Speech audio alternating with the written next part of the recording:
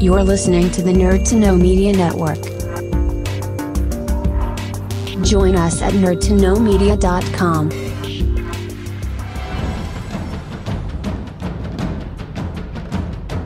Broadcasting from the Blanchardstown Centre, this is Phoenix FM. This is 92.5 Phoenix FM, community radio for Dublin 15.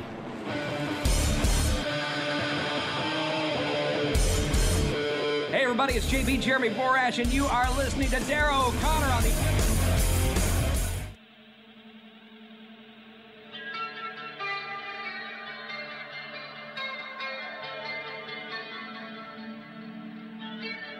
Welcome to the Wrestling Rewind, the only wrestling podcast by fans who don't hate wrestling.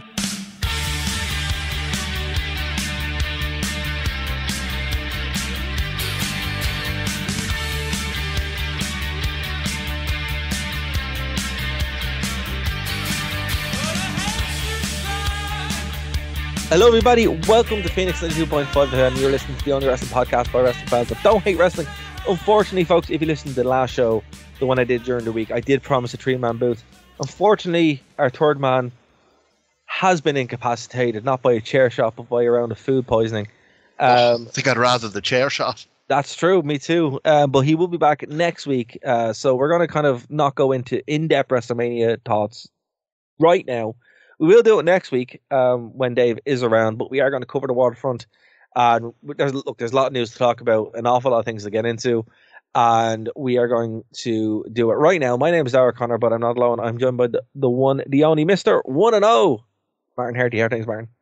I'm grand, Dar, but I'll be honest with you, I am on the verge of being slightly wrestled out. I'm really looking forward to Dynasty this weekend. But like the past 2 weeks, I had Supercard of Honor, 2 nights of WrestleMania, New Japan Windy City Riot, and I think I'm really looking forward to Dynasty this weekend. I'm going to watch it, I'm going to enjoy it, and then it'll be nice to have a break from pay-per-views for a while. No, that's fair. Sorry, I had Twitter open here, and I just saw something that was really funny. It's like Tony Khan saying, "I'm not here to make money, I'm here to make friends." Now, it is from an account called AEW Neckbeards TM. So well, I know, but it's just really funny.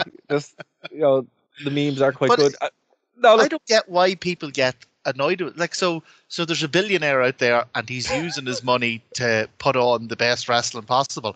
I don't understand why people are so annoyed about that. That's a perfect scenario as far as I'm concerned. Yeah, I don't think it's that case. It's more like, we will get into this obviously, but sorry, there's like, you are right. There's a narrative out there, and there is some people who are upset but it's not his money, it's his dad's money, and he's spending it to make and he is genuinely making the best wrestling, in-ring wrestling going. Yes. I think the legitimate concern comes from the lack of storytelling, the lack of money that's been drawn. I don't think that's a legitimate concern. What I mean is like, but the people who say there's a lack of storytelling are people who don't watch AEW.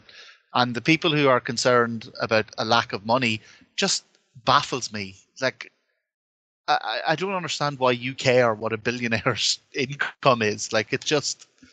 I look, I'm very much on the fence here, right? I'm less pro AEW than you. I would be more hesitant about AEW. And the only reason why is because I've seen it before. I've seen it happen with TNA, so it does kind of trigger that TNA PTNASD. Exactly, yeah.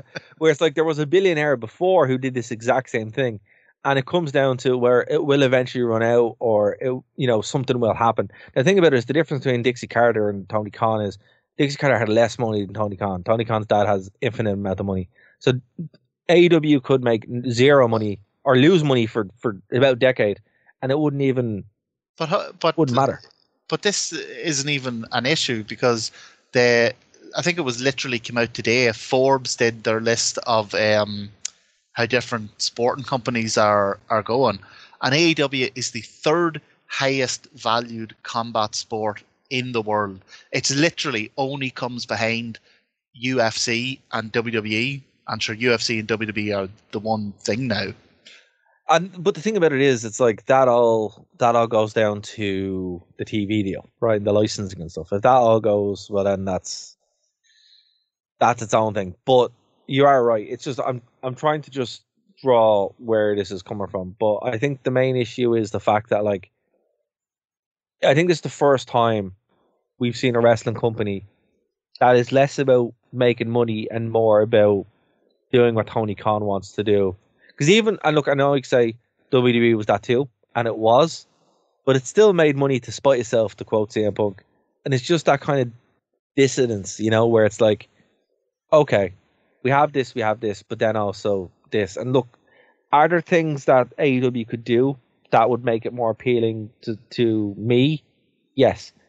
But on that point, are there things that AEW could do to appeal to people who just hate AEW? Absolutely no way. They will never like AEW no matter what, because we've gone into tribalism. And that brings me to my next point, Martin, right? Cody Rhodes is both the most hated man in wrestling and the most over man in wrestling at the same time, to the point that I broke my own rule and got into arguments with people on the internet about wrestling, which I don't do. Oh, that's but the tribalism is the tribalism is so deep here that even in the same company, you can't have a discussion. So I think maybe that's what it is. Do you think that's what it is? We've gone so into the trenches here where you can't have a discussion with somebody. Is that what it is?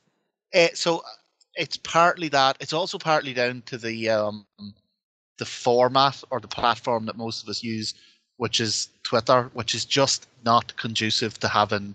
It's even on Facebook. Sane, nuanced conversations. It's even on Facebook where you can have a nuanced question.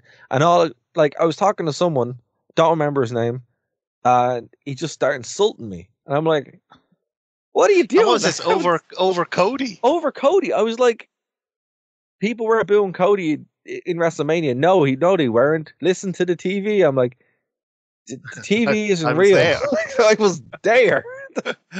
There was an old woman shouting abuse at Cody beside me. Like, here's the thing with Cody, and AEW fans will know this. He is a great babyface, but that is all he wants to be.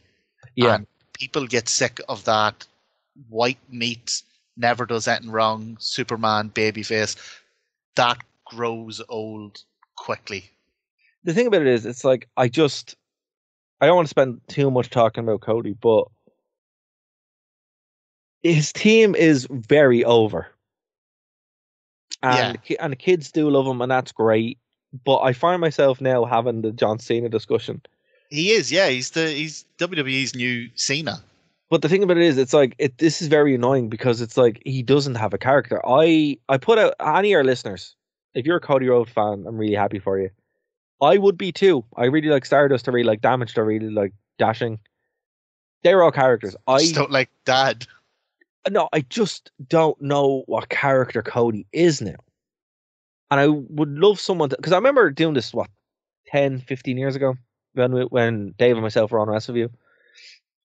And I was like, just tell me what his character is. Just tell me what character John Cena has.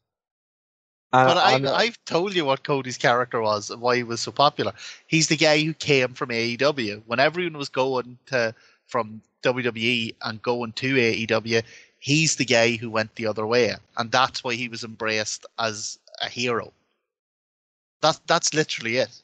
And look, like I say, he's very good. But hold on. Okay. Hold on. Right. Fair. However, the 8-year-old doesn't know what AEW is. The 12-year-old doesn't know what AEW is. So why is... Because for those fans, he's being presented as the new Cena. He's the new Cena. He's the new Hogan. He's, and like that. But he's half the size of both of those. Has a worse moveset. Like, look, Cody Rhodes' moveset is horrendous, right? Yeah, but sure, horrendous. Hogan wasn't pulling out any. No, but I mean, it's almost kayfabe breaking, right? Where like the Crossroads is class. The disaster piece is ridiculous. Just move out of the way, right? And that's the shake, rattle, and roll thing looks ridiculous. You know who did that well? And the last time he did that well? The former number one contender, That was the last time that move actually made sense because it was the Road Dogg. And the Road Dogg, you're like, okay, even though you came within just 3 seconds against The Rock, against the Great One, he was never winning the World Championship, except for in WWE and stuff like that. But, that doesn't matter. Well, here, let me ask you this. Go So, I'm so sick. I need this phrase today, but See, that's the thing. I don't know. I'm actually almost intrigued to see what to do with him now, because his whole character has been, oh, that was the title my dad ever won. And great, he's won it, but like, what now? That's my point too. It's like, okay, you built your entire character, and I use that with air quotes, around finishing the story, which is the most ridiculous thing on the planet, right? Do you know what? I'm sorry to interrupt, but do you know what really bugs me? I thought at WrestleMania, right, fine, at least that's the end of that. We don't have to hear that phrase anymore. People are using it now in a non-Cody capacity. People are talking about like just different wrestlers, whatever their storyline is, going, oh yeah, so he can do that, and then he'll come up against this guy, and then he'll finish the story. Oh Jesus. No. See, this is the thing. I just hate it so much. It's so incredibly lazy and so incredibly dumb that I can't believe grown men and grown women actually go along with it and buy the shirt. Now, so I did see a ridiculous T-shirt at WrestleMania after it was done, where it's like, continue the story. It's like, no, that's not how this works. That's not how this works. You can't just finish it and continue. It's like, that's not how this works. Like, a story finishes fundamentally. That means it's done. So I don't know. Look, if people enjoy it, great. The only thing about it is, as you said, this stuff starts to wear thin very quickly. I think he's going to get, in the next year, he's going to get the same reaction he was getting towards the end in AEW. You know what? I want to go. I want to go one step further. Sorry for interrupting you. I'm going to go one step further. He's going to be a transitional champion. You think so? Yeah. Who would you have pegged as the next? LNI. You think so? Yeah. Well, I actually thought they missed the boat on him a wee bit. I thought he'd cooled off lately. No, he's dude. Pay-per-view review. I'm not watching the weekly, so I'm not up to. Well, look, I did a show for anyone who's catching this on Phoenix FM. I did a show last week by myself, and it was many clips from WrestleMania and a bit of laughing at Tony Khan because why not? But yeah, it was. We were at a panel. It was the last panel at WWE World, and it was LA Knight's panel, right? And it wasn't about anything. It was just him, just talking about WrestleMania and Hawking Slim Jims, which is single-handedly the worst thing I've ever eaten. Oh, did you try one? Oh, I feel so disappointed. And I'm do a Slim Jim. Brother. Oh my god! Like in Ireland, obviously we don't have them, so Is it pepper? Is it like just a pepperami, basically? It's like a dehydrated sausage. Oh, have you had a pepperami? Yeah. I wasn't a big fan of. I wasn't a big fan of it anyway. But like jerky can be kind of nice, but it's like bad jerky in the form of a pepperami, if that makes sense. But apparently I wasn't alone. I was talking to some people at WrestleMania. They're like, yeah, Slim Jims are really bad. Now Dave did say you're supposed to eat them at 4 a.m. on a long drive, and you get out of the gas station for protein. That makes sense. So that's when you're supposed to eat it. Apparently, you're not supposed to. It's not supposed to be like your regular snack or fine dining. You're supposed to have it like at 4 a.m. while you're driving. So who am I to disagree? So that's what. So Slim Jims, I was expecting it to be like this gourmet, lovely experience. It really wasn't. It was awful. But anyway, so that's what he was. He was there hawking Slim Jims, and he cut this 20-minute promo. 25-minute promo, really, and it's recorded. It's on our channel. It's on last week's show, and the whole crowd were just electric. And remember, this is a crowd that had been burned out completely by WrestleMania, burned out by WWE World, the whole thing, and he was still able to just command this. No one was booing him. Completely over. Like, wildly over. He's like the best of The Rock, the best of Austin fused together for a modern package, and he just has everything that you could actually want. And I'm like, there's your guy. And what I think what's going to happen here is because we're going into the quasi attitude era kind of thing, there won't just be one guy, right? Which is actually kind of nice. There won't just be one guy. There'll be like a few. So I think LA Knight's going to be probably your Rock, like your main guy, like The Rock. Cody will still be in the main event, but he'll be a transition champion. He'll be like Mick Foley, where he'll win the belt probably 3 times. It won't be a super long reign. And that will probably protect him because like WWE have to see this now at this point where it's like this guy is not, he's not it, right? He's just not like, he's small. His character is non-existent. Like at least with Cena was a beast, right? Yeah. Feats of strength. Big Show said that the strongest wrestler he was ever in the ring with was Cena.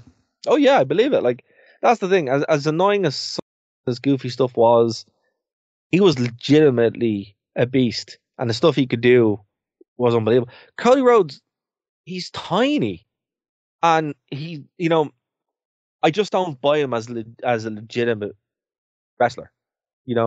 I just don't. I don't think he's good enough in the ring to do it. He has the right place, but you put him there with Seth Rollins. Seth Rollins will kill him.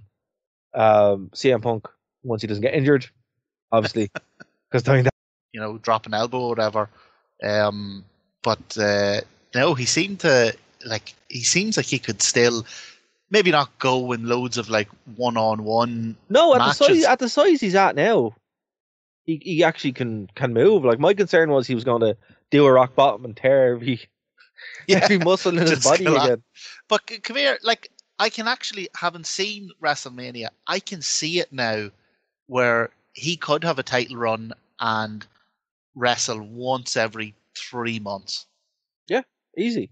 And gimmick it up, and he could have a title run for 6 or 8 and only wrestle 2 or 3 matches. But the thing about it is like I have to say, seeing The Rock in person wrestling, it was unlike anything I've ever seen. And I wouldn't say this show has made me more of a Rock fan than I ever was growing up. But there's nothing like that's your. I know we talk about AEW, work rate, wrestling, TNA guys. The Rock is a sports entertainer. He is the sports entertainer. Yeah. There's nobody like The Rock, and it's just like, holy God! Like when you see it, you're like, that guy is wrestling. You know what wrestling is, and I mean that in the sports entertainment WWE. Yeah. It doesn't get bigger than that. And when you see Cody Rhodes there, who just looks like a dork, you're like, it's just. I could be wrong. Look, I'm normally like heel wrestlers, anyways, right? But Dave was won over after WrestleMania, after Raw. He texted me and said, like, I get Cody Rhodes now.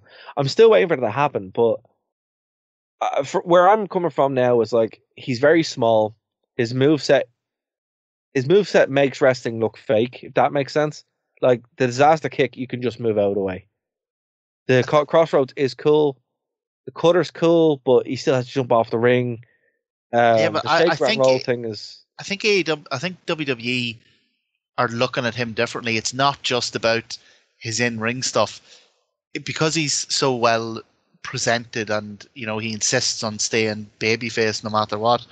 He's the guy that they can put out front as the kind of face of the company. He can do all the the Make-A-Wish stuff, and you can put him in business meetings, and he's respectable. And I think they're looking at him for more than just his wrestling ability. But come here. Here was a question I had for you. It kind of ties in talking about WrestleMania and also what we were talking about earlier. So earlier we were saying like people giving out because Tony Khan spends money on just putting on the best wrestling rather than trying to maximize. But having been at WrestleMania, would you not have wished that they'd just given Steve Austin his £1 million to come out and drop a stunner. So that's what everybody wanted. I was wearing an Austin shirt. Like they're a multi-billion-dollar company. Okay, here's the thing though, right? I didn't want Cody to win. Didn't want Cody to win. I wanted Austin to show up, right? I walked out of WrestleMania elated because Taker came out. In what do you mean? In a way, like in that you got I got to see The Undertaker. Oh, okay. And everybody else was in the same position. So, yes, you're right. I do wish that happened. That would have been like unbelievable. But at the same time, The Undertaker came out. So it just seems it would have made more sense given like it would have made way more sense. Rock and Austin's whole history. And... it would have. You know what I think happened? I think Austin just didn't want to do it, and he's like, "I'm just going to give them a number." He told them a million. He says, "I'll do whatever you want, but it's going to cost you like $1 million." It sounds like a lot to us, but it's a multi-billion-dollar company. Yeah, it's not really when for WWE, for like, what it is for their fans for WrestleMania 40. Would you not just go, all right, Austin, you have us over a barrel, give him his money? I just don't think he wanted to do it. I just think he's like, I'm just going to give them a number that's so ridiculous they'll say no. Yeah, he doesn't want to leave Texas, which I mean, fair. But yeah, no, look, as I said, I would have rathered that. But I also would have rather Cody have not been on the show and been in AEW. Or like some indie fed somewhere where I never had to see him. So we all don't get what we want. But what I'm saying to you is, even with Cody winning and with Austin not being there, the sheer fact that The Undertaker just showed up, that literally there was not one person in that 70,000+ fans, 2,000+ fans over the weekend that would have said The Undertaker's coming out. Nobody. Literally nobody. Yeah. And look, it wasn't totally nonsensical because Taker it was right in front of us the whole time. Taker was a big star during The Rock's run, and they did have feuds and they did have interactions. So it wasn't totally nonsensical. Well, the story they were telling with that was that it's always been Undertaker's thing where he is the conscience of the WWE. Yeah. So it makes sense in the way that like Austin would have made sense as far as like his feud with The Rock. But I think it would have just put a nice cap on it. Like if Austin, like if you're right and he just didn't want to do it, so we give them a ridiculous number, I think they should have called his bluff and just said, okay, if he says $1 million, call his bluff and go, okay, we'll give you $1 million to come out and drop one stunner. But then again, I don't know. I've never seen The Undertaker live, ever. Yeah. So see him come out and do his stuff was very cool. Now it was weird that he came out with the gong and was still a biker. Gear. It was like his gear, yeah. Yeah, it's like that's a bit weird. It's like, okay, you got to pick. If you should have come out with the bike. But I don't know, man. I don't know. It's a bizarre circumstance. Again, like they were selling all the Austin merch. They had the Philly 316. It seems like that's very much what they were going for. And then all of a sudden they're like, no. You're like, okay.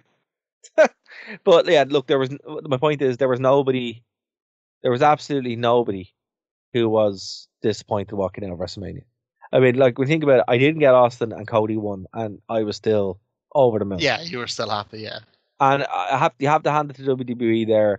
I don't think we've ever had a wrestling event like that where it is just its own thing, and you're able to please everybody. So fair play. Look, it was an overbooked mess. It absolutely was. It did. Like we'll do a proper review of it next week, but for sure, it did strike me as a match, it wasn't very good, but as fan service, it was great. The first 20 minutes were quite good because it was the same match as the one you had last year.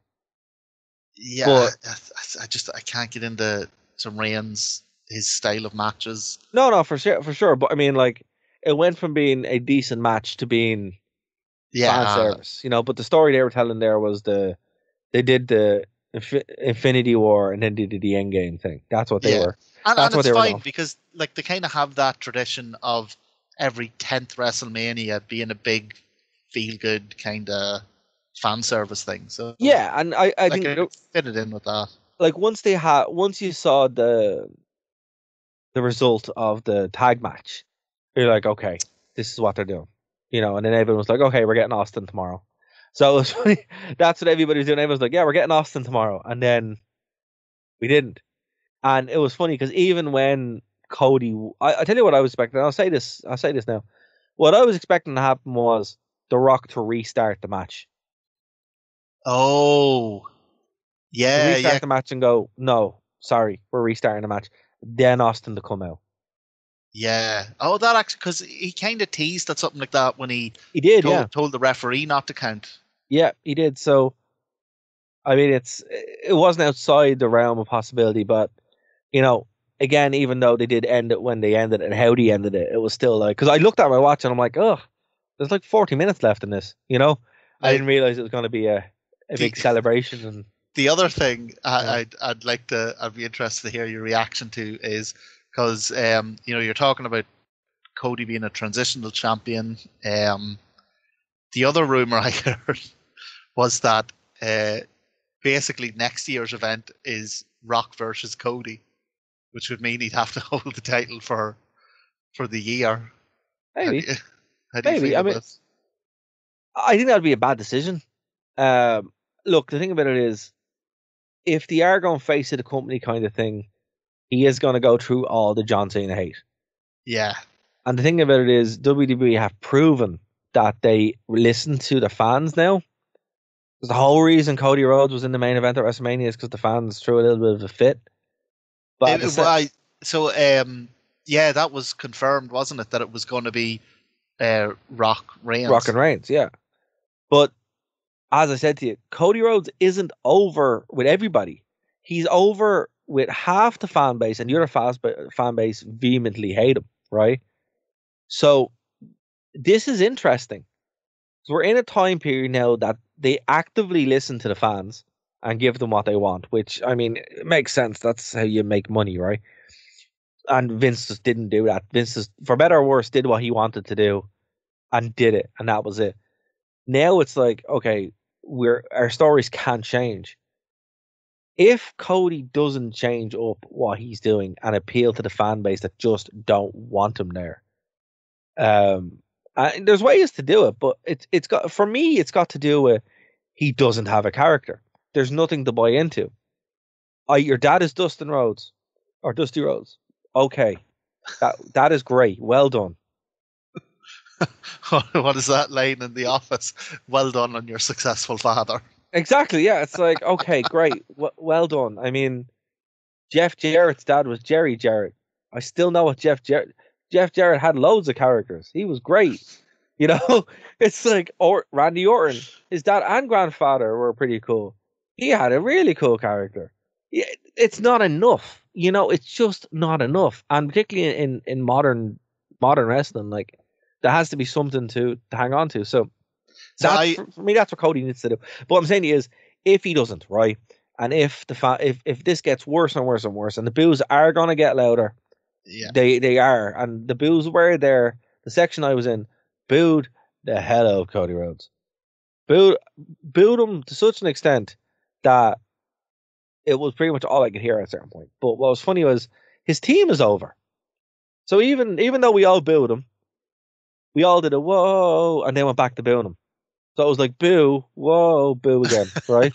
So his team is over. I'll give you that. Like, and I think a lot of that is carrying him over. Where it's like he's in the position, he has the right team, he has the right look and all that kind of stuff. But there needs to be more to this, and for this to really work long term, he's not there yet. He's upper middle card. He's not the guy, and I defy anyone to say that he was in AEW. Who wasn't the guy?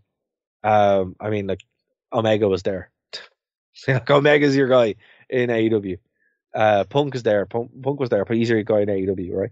In WWE now, there's all these other guys who have much more of a stake to it. But then again, if they are gonna go just pure WWE Vince McMahon kind of stuff, I can see him. I can see him doing what you're saying, where he's like the white meat baby's face, the modern day Hulk Hogan and stuff.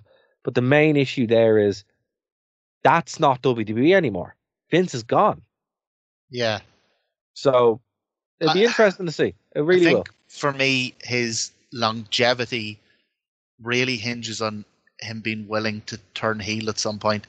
I keep going back. That can't be the answer to everything, though.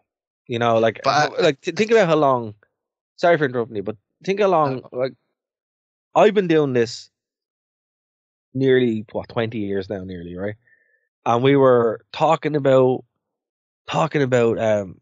Cena going heel for years, blah blah, and it never happened. The closest we got was the Firefly Funhouse match, which genuinely is cool, but that's not the answer, and it doesn't make it better. It just it pees people off more and more.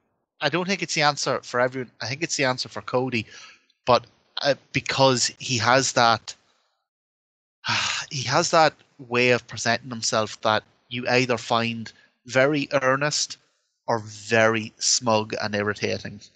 I find him extremely irritating. I really do. The thing with me, the thing I always find with Cody is I always find myself thinking back to this interview he did a couple of years ago, and where he ended racism. No, he did. Remember that on AEW? Where he came out with that promo and he was like, "What are you doing?" No, he did. This wasn't in wrestling. He did an interview with the newspaper or magazine where he said something along the lines of he doesn't see himself in wrestling forever. He wants to go into politics by the time he's 45, and that's the reason he won't turn heel. And I think that'll absolutely doom any kind of long-term run. Yeah, look, I don't know what he wants. I think, he finished the story. Again, grown people say that. It's so embarrassing. It really is. I mean, it's so embarrassing. Look, wrestling is silly anyway, and it's great, and I love wrestling, but we got to do better than finishing the story. I don't know what it is. It makes me cringe. It makes me cringe. It really, really does. It makes me sick in my mouth a little bit every time I hear someone say it. But yeah, look, they set it all up that's what he wanted to do. That was it. So yeah, he's done it now. He's done it now, and they've written themselves in a corner here where it's like, I know there's some short saying continuing the story and all that, but they've written themselves in a corner here where it's like, right, he's done everything he wanted to do. You know what this reminds me of? What? In AEW, remember he said, "Oh, I can't challenge for the title for some reason." Yeah, and at the time, I remember saying this is going to be a huge issue. Well, I never thought it would have been an issue if he just turned heel and said, "Oh, I don't care about a promise." Yeah, I made but to see, the this is what I mean. We're in this exact same position right now. It's like the Butt Punk thing, right? Where it's like, but Cody, and it's like, yeah, they can write themselves out as no bother, but they won't, because he wants to remain a face, and by him remaining a face is annoying the fan base that doesn't like him because they hate the face that he is, and two, he is walled into this storyline thing that he totally created himself. Finishing a story shouldn't be your, like, okay, the finish. Oh, Jesus, I hate. It's so stupid. So to finish the story implies that it's done and you're finished. It's over. That's it. What should have happened is to build it. I want to win this title to make my dad proud, or to restore family honor. It could have been a part of it. It didn't have to be a part of it. Exactly. Focus. Exactly. And I think they missed that, right? Where and it could be because they had no intention of giving him that win so early. It could have been 2 or 3 years down the line when he does do it. But now they've pushed it too quickly because people can't wait. And we're in this position now where he has nowhere to go. There's nothing Cody could do now that makes logical sense other than going heel, which he won't do. So he's going to rot in the vine and become a transitional champion, and then hopefully go back to AEW. So, or retire or leave, or even better again, I'm bracing myself. Right? The fans hate him. Right? Can't go anywhere. He's like, completely just breaks. Goes missing for like a month. Raw's on. Lights go out. On the Tron, or on the new kind of Tron background thing they have. Stars. Stardust. Comes back. Massive pop. World champion. Do you think there's a point where Triple H says, look, we wrote it in your contract, you got your world title, you were the top guy, but I haven't forgotten that you smashed my throne.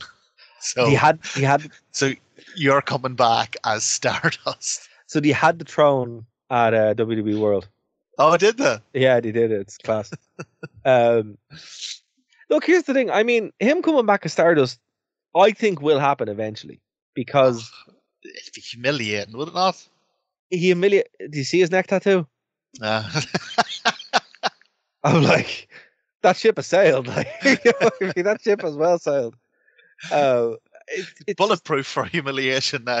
Exactly. It's he did that to himself. Like but with Cody, it's an interesting thing. It's like I've never seen a top wrestler do so much to destroy his own career by just writing himself into a corner. He did it in AEW, which you think he would have learned. It's like, listen, don't do that. It's silly. No, okay, you did it. Okay, right, there you go. And now he's done the exact same thing where the thing that got him to the top only leads down. It leads to retirement. It's a retirement angle that he's booked himself in. It's like his ma got to see the belt. Family got to see the belt. They took her home. Now what do you do? There's nowhere to go. There's nowhere to go. I am genuinely interested to see to see what they do with him next, to see, because it would be kind of a come down for him to just do, all right, now he's just going to do a load of defenses against. Well, see, he's too busy giving acceptance speeches and crying. He's given 4 speeches. It's like, what do you like? There is a way to do it, actually, right? If I was going to book this, and we're not going to go into fancy booking, but you lean into this. You make Cody the most annoying political person on the planet. I don't mean like left or right. I mean like, he's like that annoying snake oil salesman. He's like, oh, I'm so, like Brother Love, but like a modern Brother Love, where he's like, oh, I'm so happy to be here, cry all the time, give speeches, never wrestle, just give speeches. That's how you get him over as like a mega heel, nuclear heel. And then you bring out someone probably like LA Knight or even, Rehab Sheamus, anyone, like build up your new face with a character to take him down, to be like, you're an egomaniac. That's what I would do. Genuinely, if you were to ask me, how would you book Cody Rhodes? Like, no joke, like, that's what I would lean into that, where he goes on and on about his dad for forever, but like leans really, really heavily into it, like give speeches for like going for half an hour, really push it out, because you're going to do it anyway. You might as well, and you have your heel. Cody Rhodes' gimmick is a heel gimmick. It's not a baby. Well, look at he's doing what he was in Japan, and in Japan he was the leader of the Bullet Club. Yeah, that's what I'm saying. It's like, when the way The Rock was so good at WrestleMania is because we got The Rock, who is a heel, a massive, mega heel. It's why the People's Elbow works. People's Elbow is an insult. Yeah, it's not. It's an insult. It's not supposed to. It doesn't magically end the match. It's supposed to insult you, and then I pin you. And it's just funny. Like it doesn't it's a fair work. Point there that I think people forget that all their favorite memories of The Rock, he was a heel for most of them. And it only works when you're like, oh, it makes sense when you're actually a bad guy. And I think Cody Rhodes is sitting on the best heel gimmick in years. 100%. He's just sitting on it.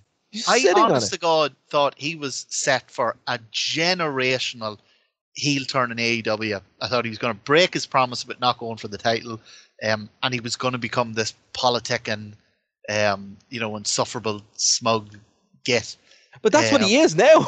That's just what he is. Yeah. He just has to lean into it. Like, But look, again, it's whether he's willing to do it or not. Maybe now that he's in WWE, I assume he's on a massive contract. He's obviously been treated very well over there. Yeah. Maybe that'll change his mind. but look, the fact that it's going to happen anyway, I just don't like. He's sitting at two crossroads here. Ha, that was funny. Ew. You know, he's like either he goes he goes where he's going, and the crowd turn on him in a bad way, where they just want him gone, and he becomes a transitional champion, and that's it, and he goes back to being Stardust, which I'm okay with, right?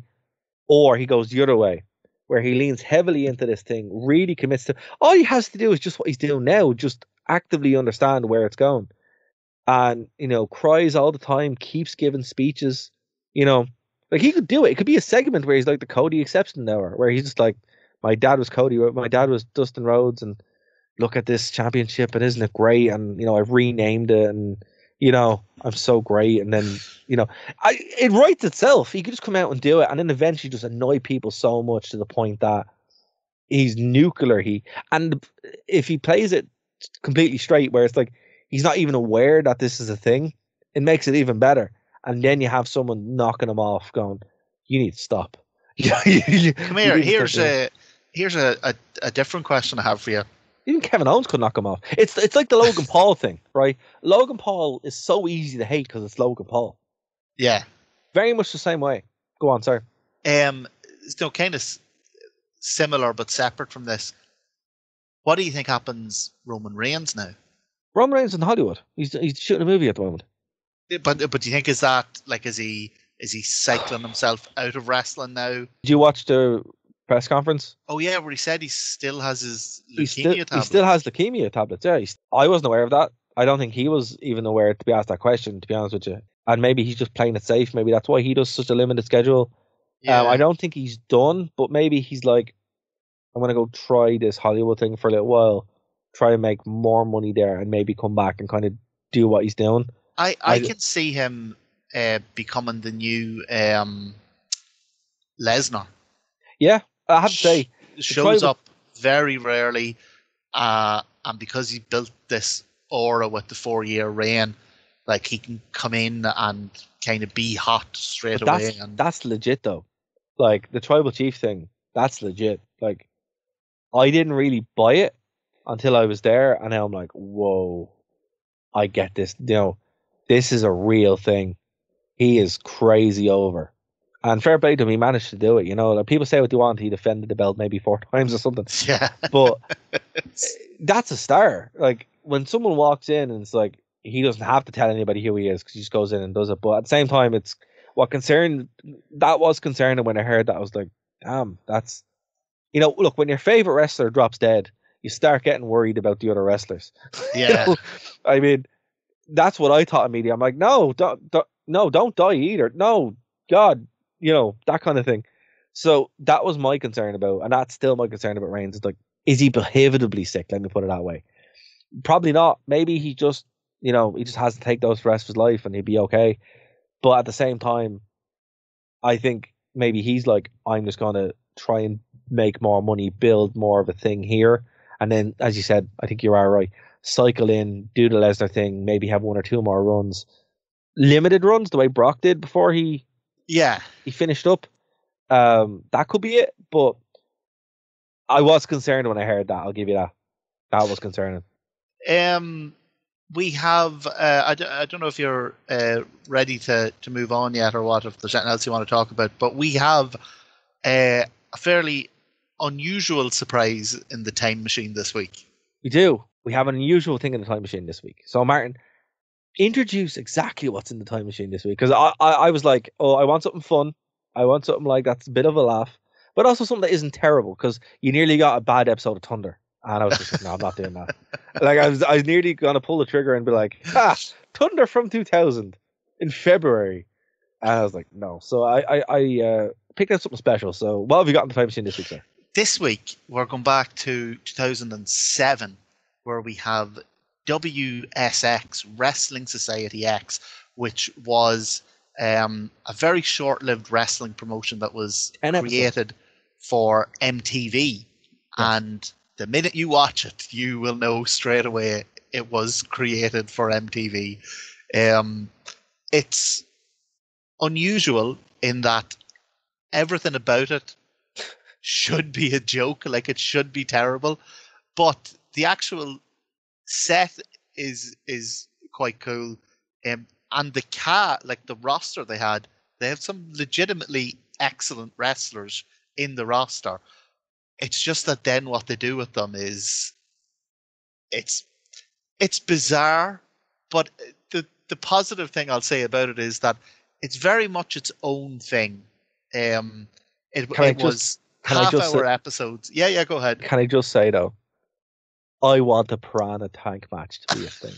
This is what I mean. Can we email Tony Khan and get that as a thing? But this is the type of thing WWE wouldn't do it, but they also kill a man with cement for some reason. Where they in the video package for the first match, they show a man being killed by pouring cement on him.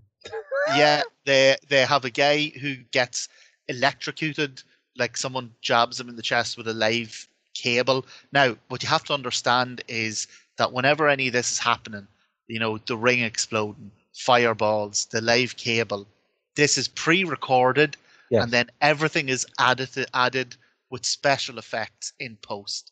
It looks dreadful. It looks dreadful. Terrible. Yeah, no, the editing is definitely a thing. But yeah, no, look, this is so. For more context, we kind of jump back and forward to this because I just think it's wonderful, in the worst way. But it's also like we have some time to fill. Let's go watch some Wrestling Society X, and it's all on YouTube for free. So this is the 10th episode. It's the unaired finale. So they didn't even get a finale on this one. This is just the final run. Shall we say? And they obviously didn't even know it was the finale because during this episode they set up tournaments for new tag titles and a new kind of X Division type belt. Yes, but obviously none of that happened.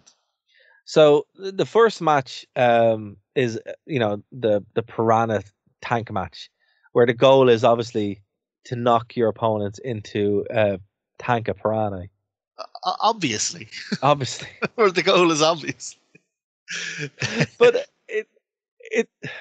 are there issues there with PETA? PETA. I was thinking that too. I'm like, surely PETA must be upset.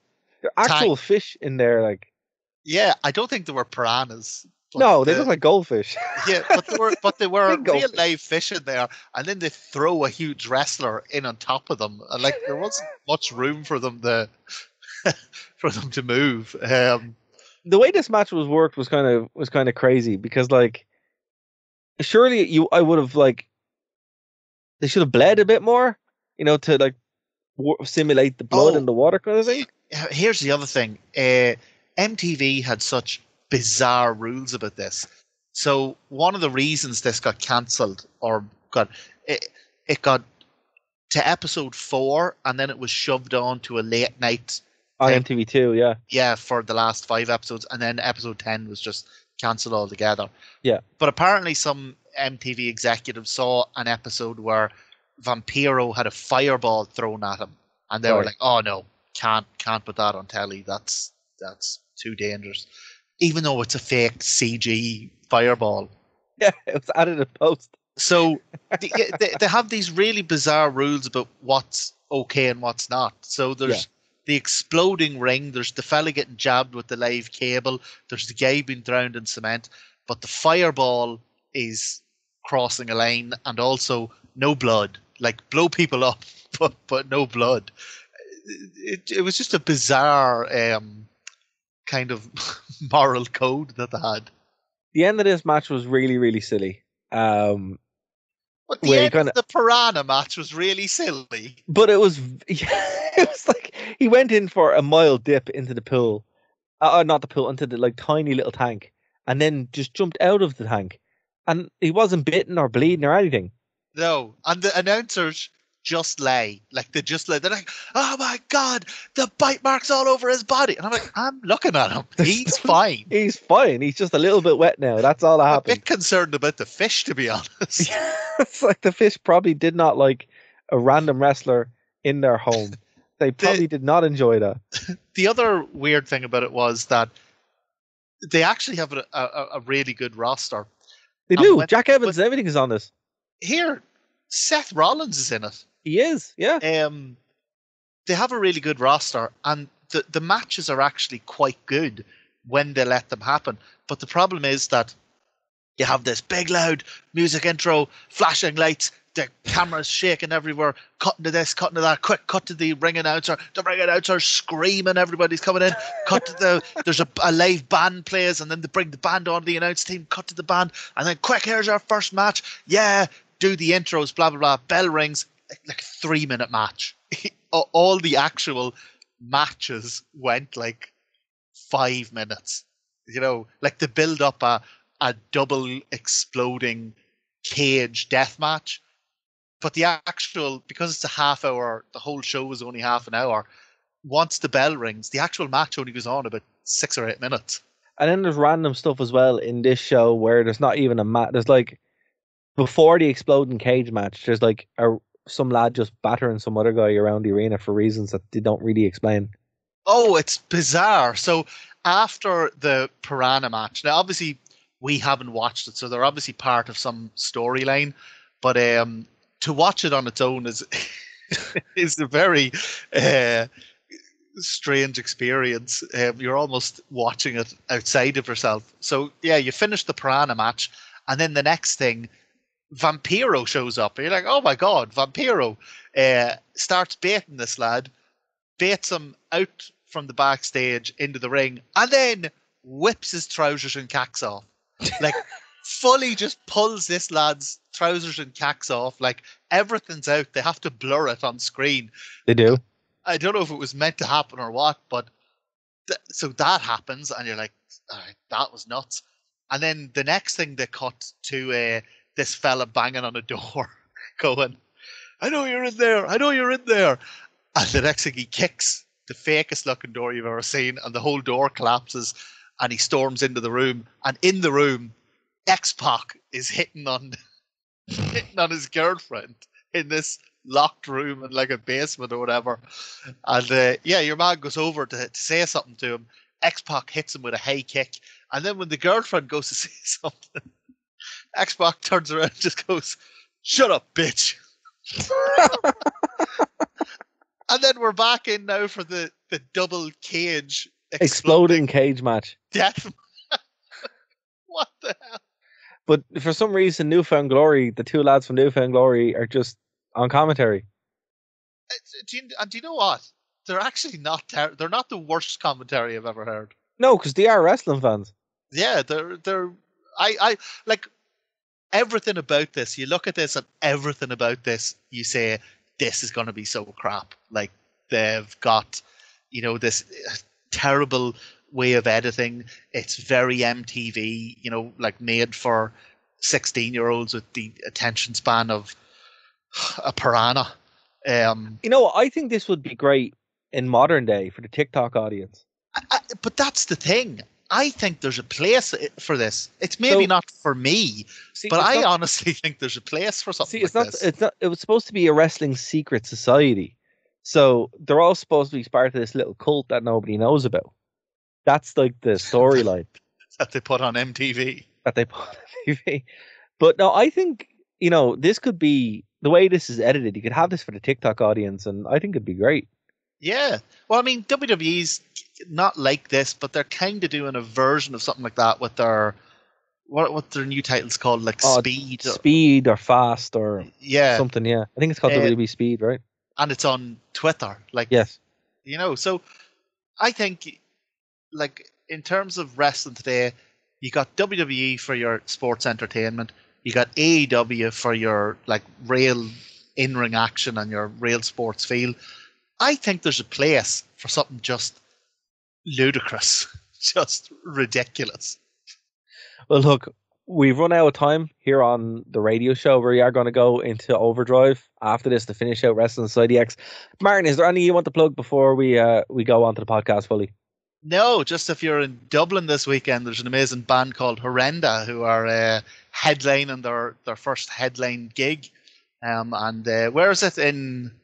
It's downstairs in Fibbers. In Fibbers, of all places. Yes, so I'd urge anyone to check them out. I saw them in Belfast last year and they were phenomenal.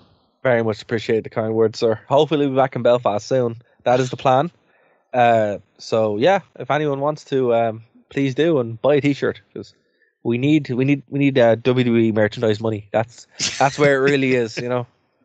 But yeah, folks, we'll be back here on Phoenix 92.5 FM next week. Hopefully Dave will be with us and we have talked about WrestleMania in full. But we're going over to the podcast now to finish talking about Wrestling Society X. We are the Wrestling Rewind. We will talk to you after this short break or next week on Phoenix 92.5 FM. Keep her alive.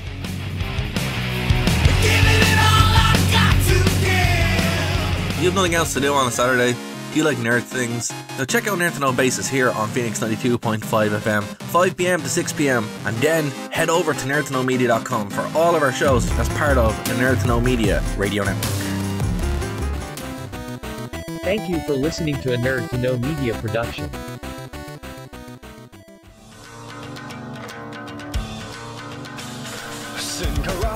Alright, everybody. That was a botch. That was a fucking Sin Cara botch. You were watching with some of Sin Cara, weren't you? Yes, oh yeah. Oh, yeah, I saw some of that. Okay. The different variations and the I was actually really impressed when he would jump into the ring until I found out that there's a wee trampoline there. And that they always recorded it twice. Yeah. Alright, here we go.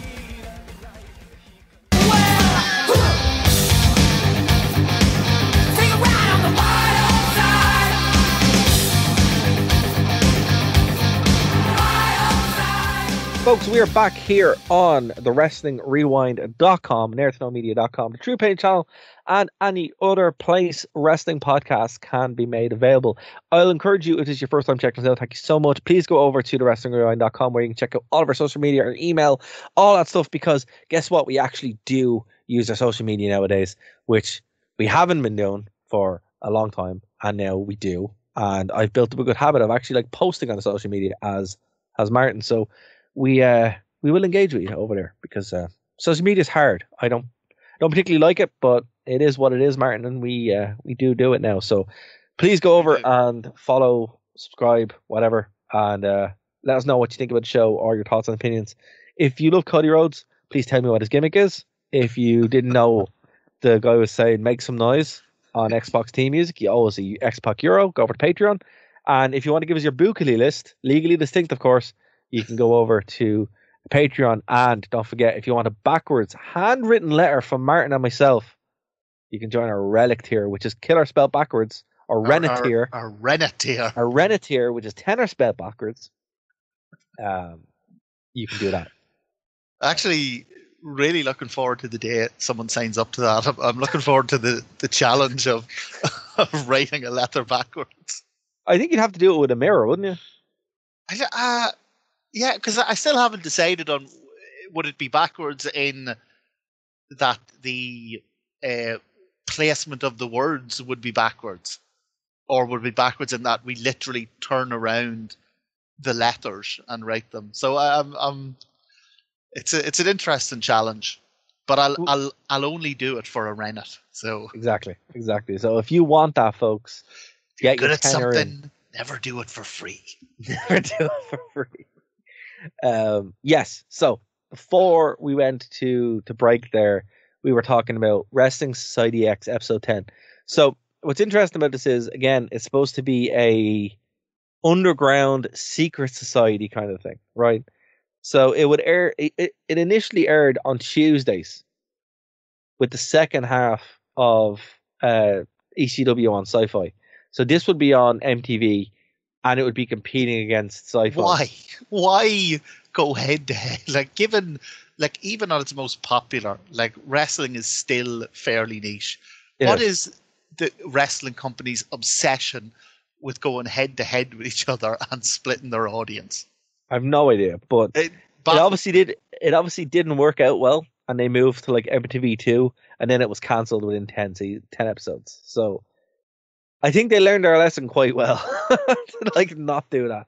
But quick correction: you said that X-Pac was hitting on your one backstage. It wasn't X-Pac.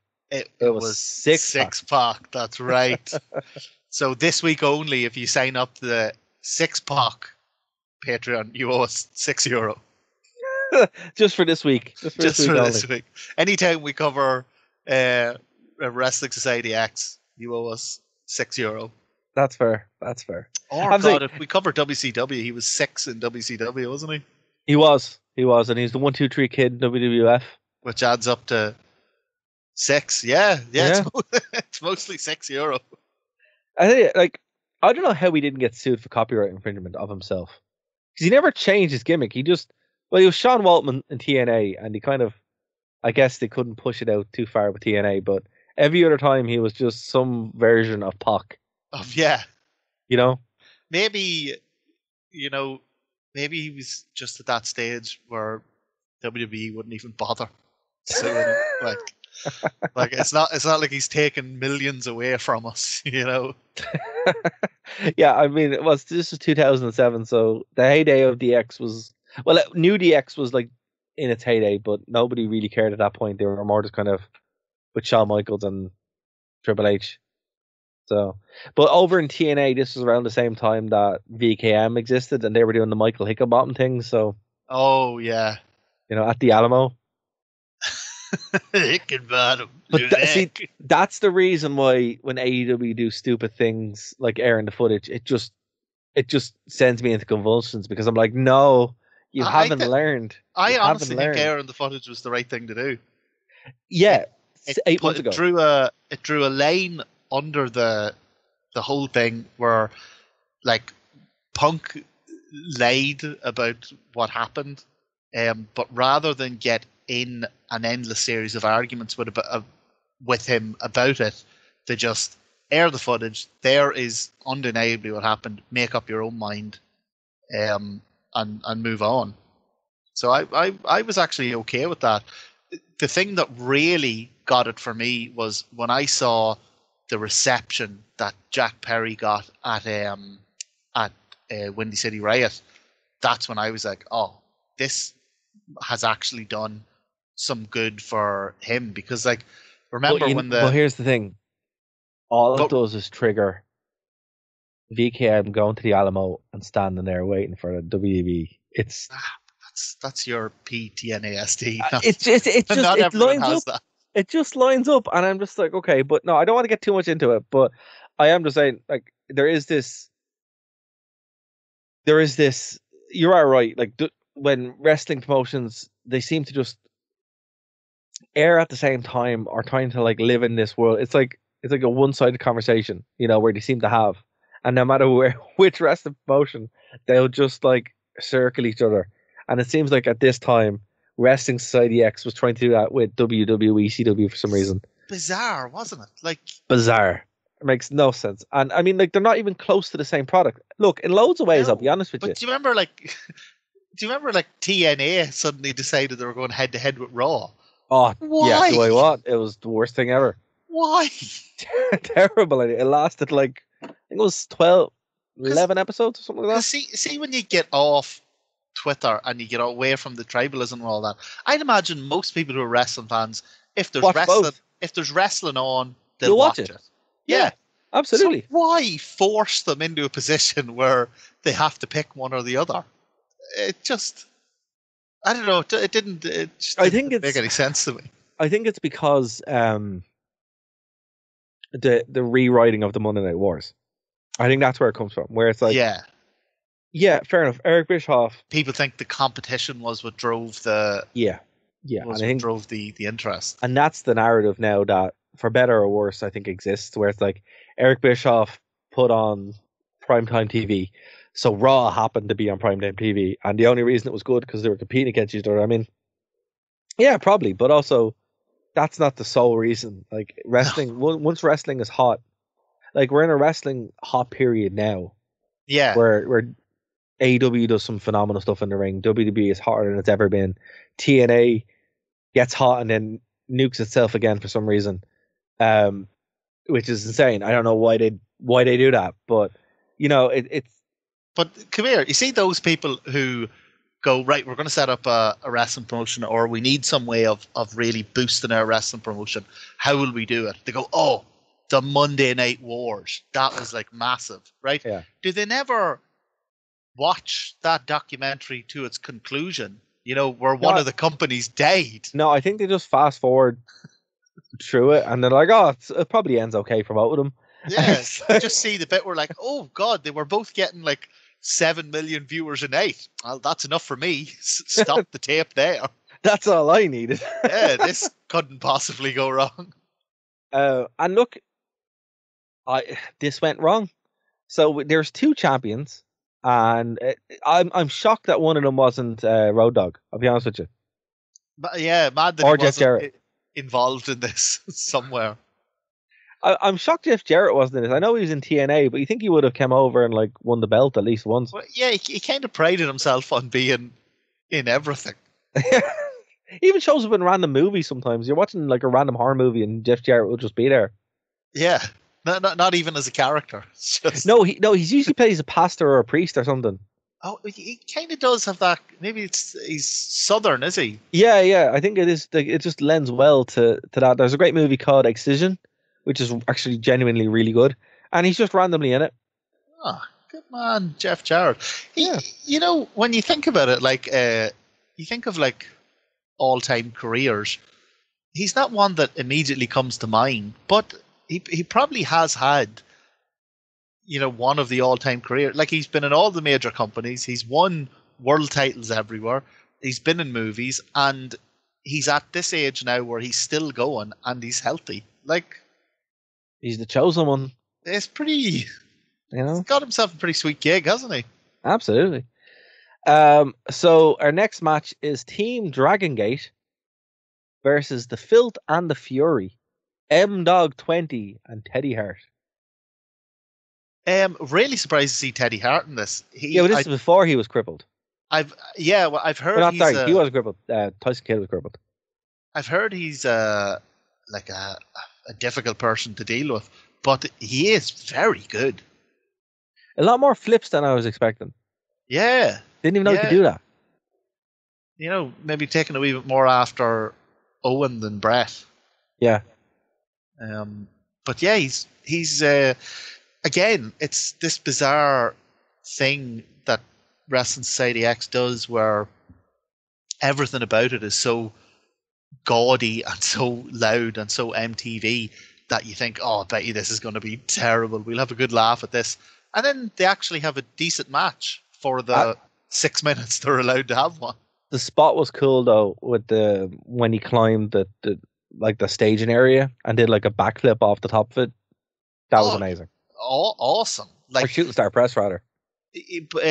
Earlier, even before he did the shooting star press, he did this class move where one guy threw him at the cage and he kind of grabbed onto it and then hopped up onto the very top of the cage, like literally just the bar at the top, and backflipped off it. Like, it was incredible.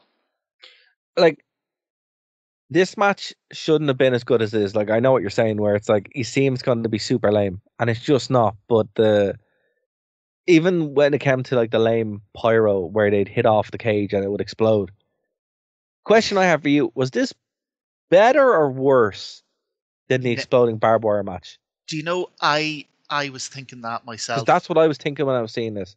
I honestly, I couldn't tell. The exploding barbed wire in AEW he's referring to, it was dreadful. It legitimate, like, I genuinely believe that set the company back several years. Right. Because like the shaking cage thing is a bit, didn't need it, but the explosion actually looked pretty good. Yeah, but it was very obviously fake. Even if it looked all right, it was obviously faked.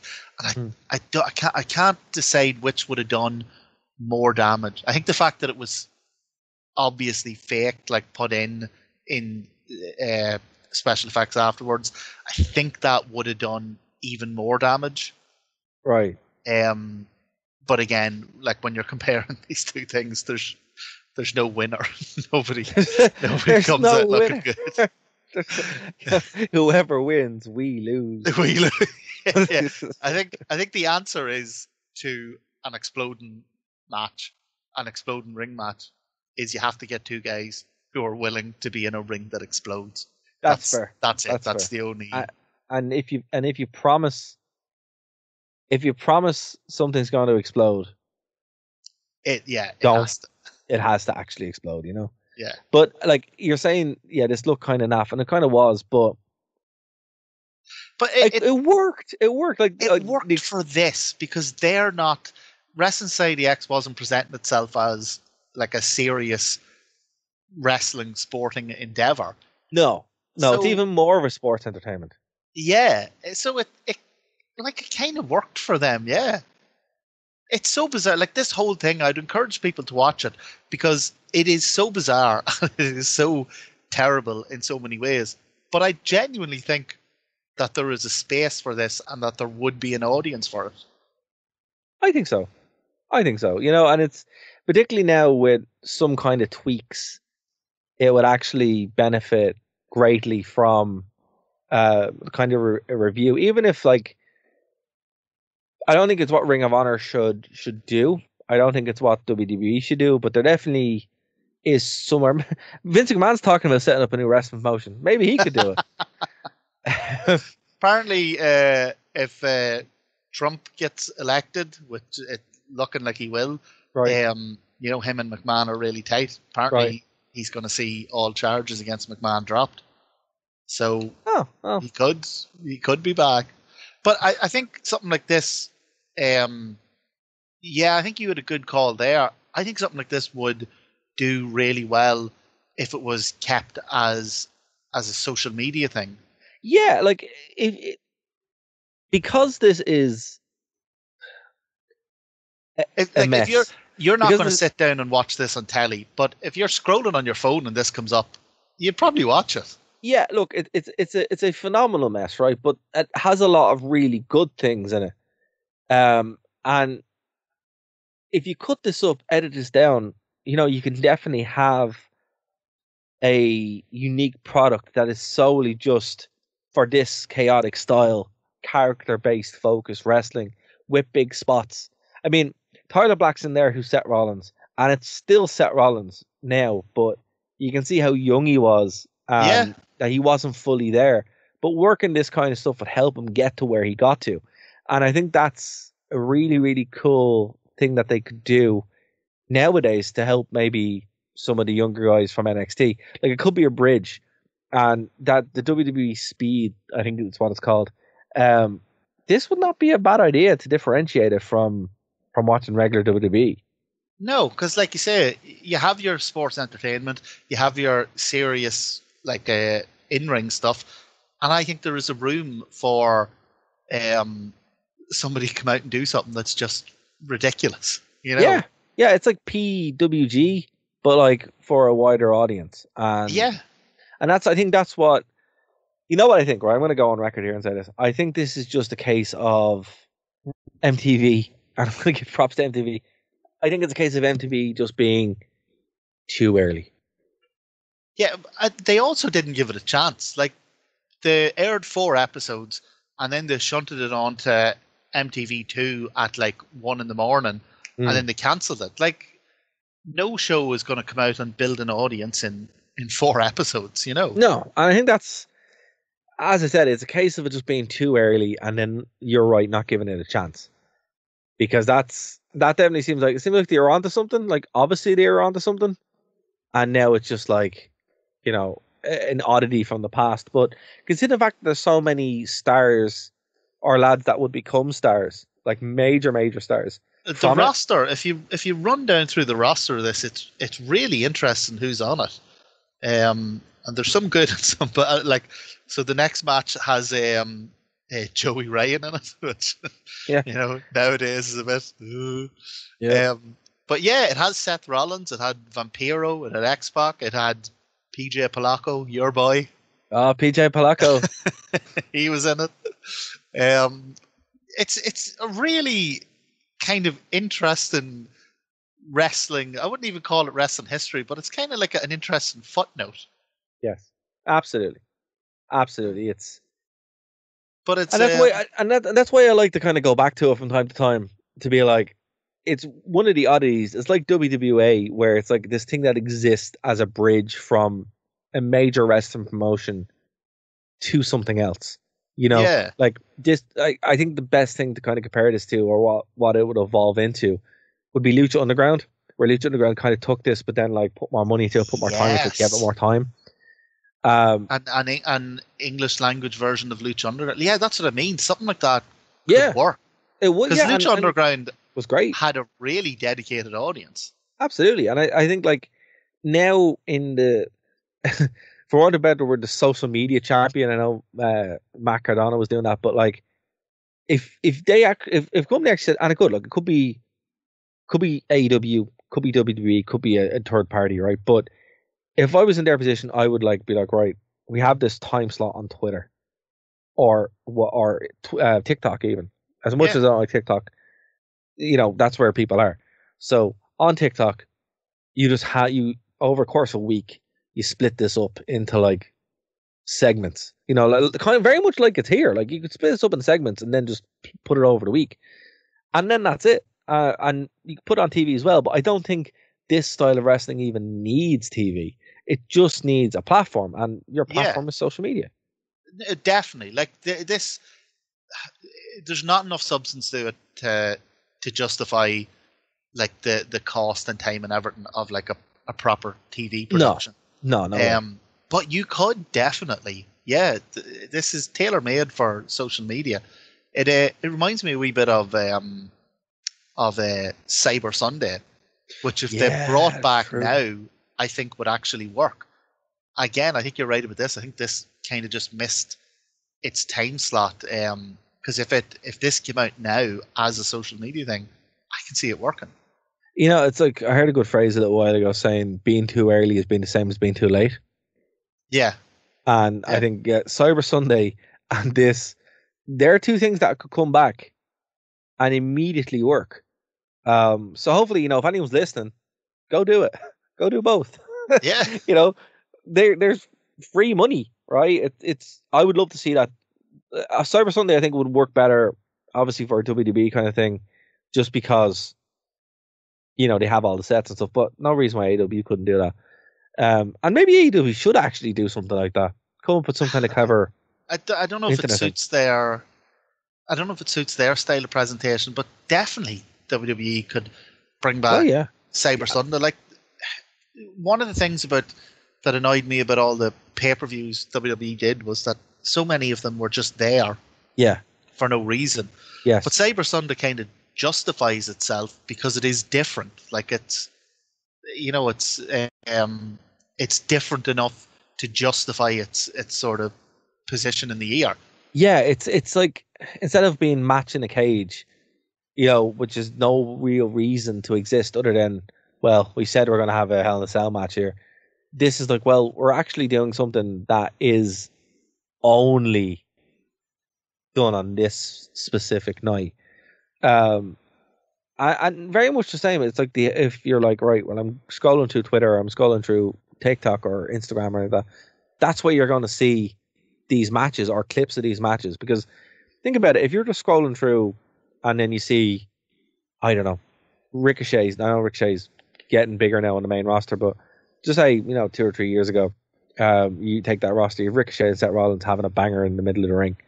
Like, that, you can clip all that up, you can package it up into 30 seconds, and you can have a great bit of footage there to watch on one of the reels or on TikTok. Yeah. And but even that's what you want. Even the matches in this, the matches only went a couple of minutes, and like the wrestlers knew that they only had, you know, 4 or 6 minutes.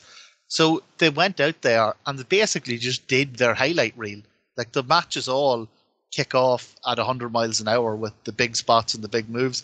So you probably wouldn't even need to chop this up that much to make it digestible for something like TikTok. And then by having the musical guest as well, That's peak social media engagement. Like, it's a shame. This thing is I know it's funny to say something as messy as this is a shame, but it is. It's literally just.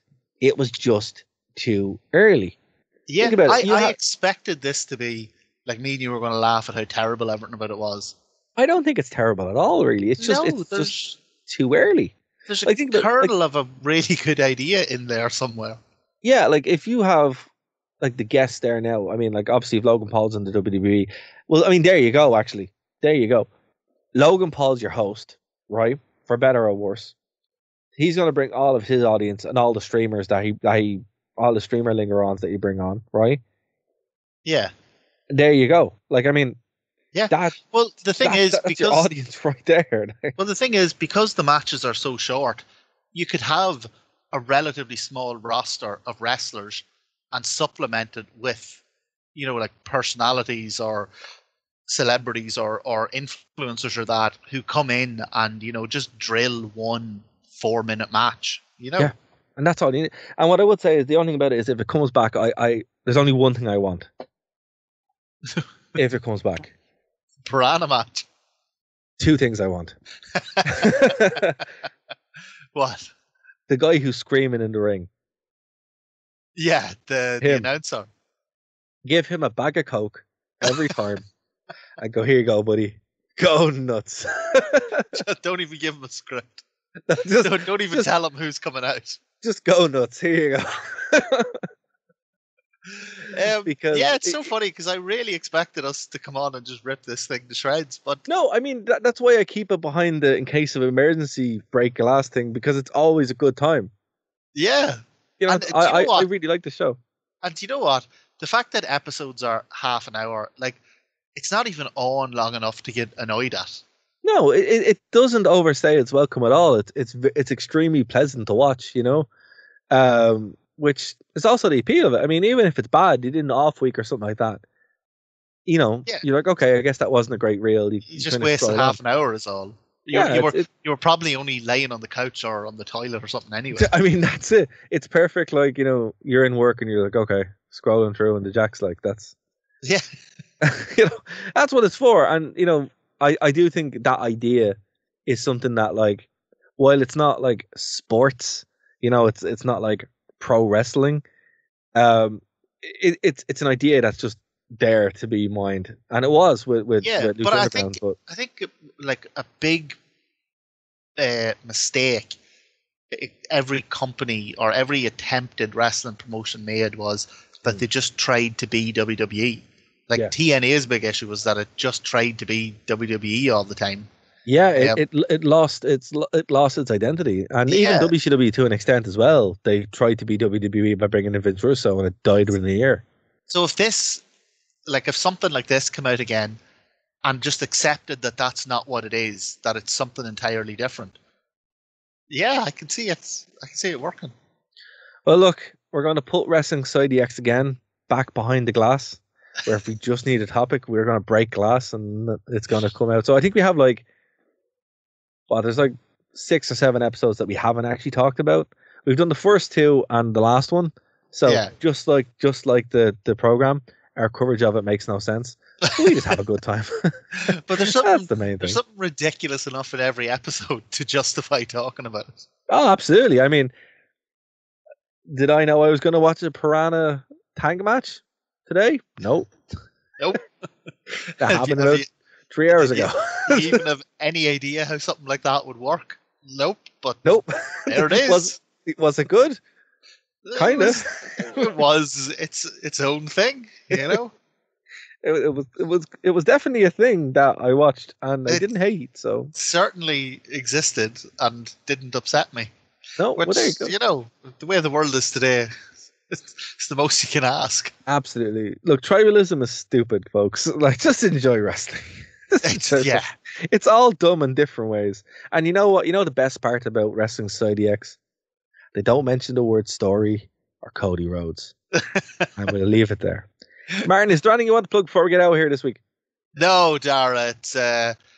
It's heading for midnight here. I've got a big day of farming tomorrow, and I think it's time for us to finish our story. Why'd you do this? Why'd you do this, man?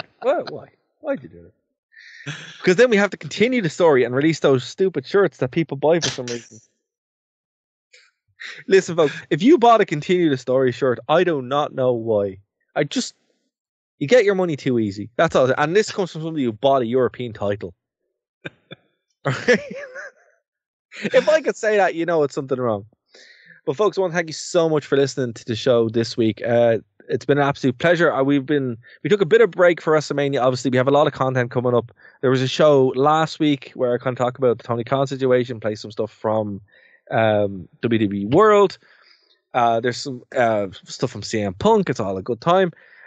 Next week, hopefully, we'll do our 3-man booth, Martin. 3-man booth! And we'll be talking about WrestleMania in great detail.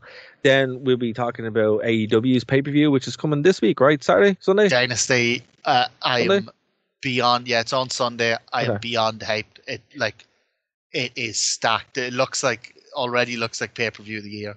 So we'll be covering that after WrestleMania, and then we'll be jumping into the time machine. I don't know what in your house you're in, but we're somewhere in your house. We'll be somewhere in your house. Exactly. And then we will probably see where we are after that point. But one thing I want to say, Martin, before we get out of here, advice for anybody who's going to Orlando, and if you want to just meet wrestling fans or want to have a very interesting experience that I didn't expect to have, wear an NWO hat, Martin. Do you know why? It's too sweet. Because it's too sweet. You will be too sweeted by everybody. Like, it's bizarre how over the NWO really, really is. Because if you're at a comic book convention and you wear a Bullet Club shirt, loads of people will too sweet you. If you wear an NWO hat or shirt in Orlando, Florida, not only do you get a lot of NWO for life stuff, but you'll also get too sweet by random people on the streets. So there you go. I learned that when I was away. Well, thank you so much for listening this week, guys. We've been The Wrestling Rewind. Please go over to thewrestlingrewind.com, our Patreon, and we'll see you next week here on the show. Bye, guys. Super love.